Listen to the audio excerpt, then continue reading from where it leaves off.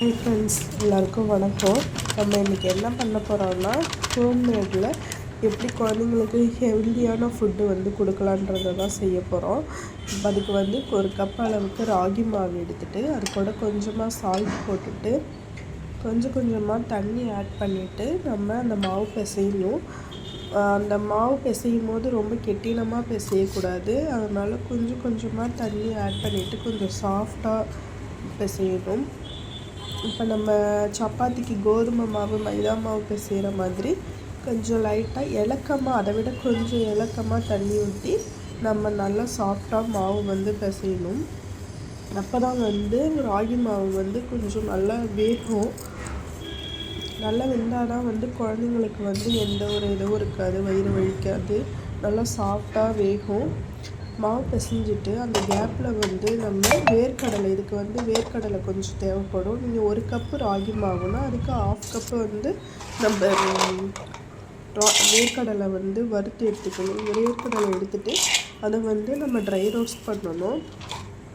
வேர்க்கடலையும் நல்லா வெந்ததுக்கப்புறம் நல்லா ட்ரை ரோஸ்ட் ஆகணும். அந்த தோல்லாம் உறிஞ்சிட்டு வரணும். அந்த பதத்துக்கு வந்ததுக்கப்புறம் நம்ம அதை ஸ்டவ் ஆஃப் பண்ணிவிட்டு அதை ஆற விட்டுறணும். அதுக்கப்புறம் இந்த மாவு கொஞ்சம் சாஃப்டாகிடும் கொஞ்சம் நேரம் ஊற வச்சதுனால. அதுக்கப்புறம் தோசைக்கல் வச்சுட்டு லைட்டாக எண்ணெய் ஊற்றிட்டு ஒன்று அடை தட்டி போடுற மாதிரி கையிலேயே கொஞ்சம் கொஞ்சமாக தட்டி நம்ம தோசைக்கல்லில் போட்டு ஒன்று ஒன்றா போட்டு எடுக்கணும்.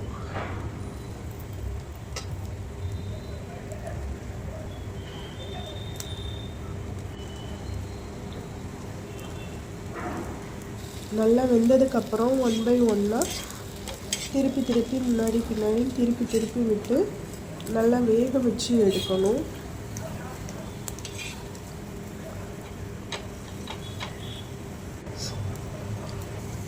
நல்லா வெந்ததுக்கப்புறம் அதை ஒரு பிளேட்டில் மாற்றிட்டு ஆற விட்டுறணும்.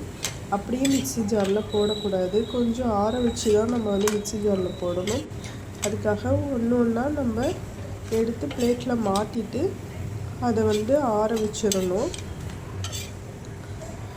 அதுக்கப்புறமா இந்த வேர்க்கடலை ஆறுனதுக்கப்புறம் அந்த தோலெல்லாம் எடுத்துட்டு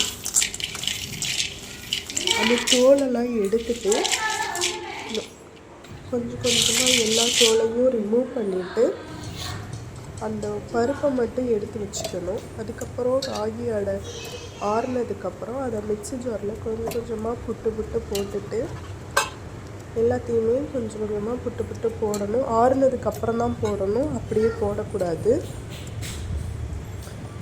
போட்டதுக்கப்புறம் மிக்ஸியில் பல்ஸில் ஒரு அடி அடிச்சுட்டு அதுக்கப்புறமா வேர்க்கடலை தோல் எடுத்து வச்சுருக்கிற வேர்க்கடலையும் போட்டு மிக்ஸிலேயே ஒரு பல்ஸ் விடணும். சும்மா லைட்டாக ஒவ்வொரு பல்ஸ் விட்டிங்கன்னா கூட போதும். போட்டுட்டு அது கூட கொஞ்சம் ஏலக்காய் போட்டிங்கன்னா குழந்தைங்களுக்கு வாசமாக இருக்கும். நம்மளும் கூட நல்லா சாப்பிடுவாங்க. சாப்பிட்றவங்களுக்கு நல்லா வாசம் வரும். அதுக்காக ஏலக்காய் போட்டுட்டு கொஞ்சமாக நாட்டு சக்கரை, உங்களுக்கு ஸ்வீட்னஸ்க்கு ஏற்ற மாதிரி, குழந்தைங்க எப்படி சாப்பிடுவாங்களோ அதுக்கு ஏற்ற மாதிரி நாட்டு சக்கரை போட்டு அதையும் மிக்ஸ் பண்ணி எடுத்துகிட்டு ஜாரில் ஒரு பல்ஸ் போட்டிங்கன்னா அதுவே எண்ணெய் பிரிஞ்சு வரும். உருண்டை பிடிக்கிற அளவுக்கு பிரிஞ்சு வர டைமில் நம்ம அதை எடுத்துகிட்டு உருண்டை பிடிச்சி நம்ம குழந்தைங்களுக்கு கொடுக்கலாம். செம்ம ஹெல்த்தியான ஃபுட் ஸ்நாக்கு, எல்லாருக்குமே ரொம்ப பிடிக்கும். ஈஸியாக வீட்டிலையே செஞ்சிடலாம்.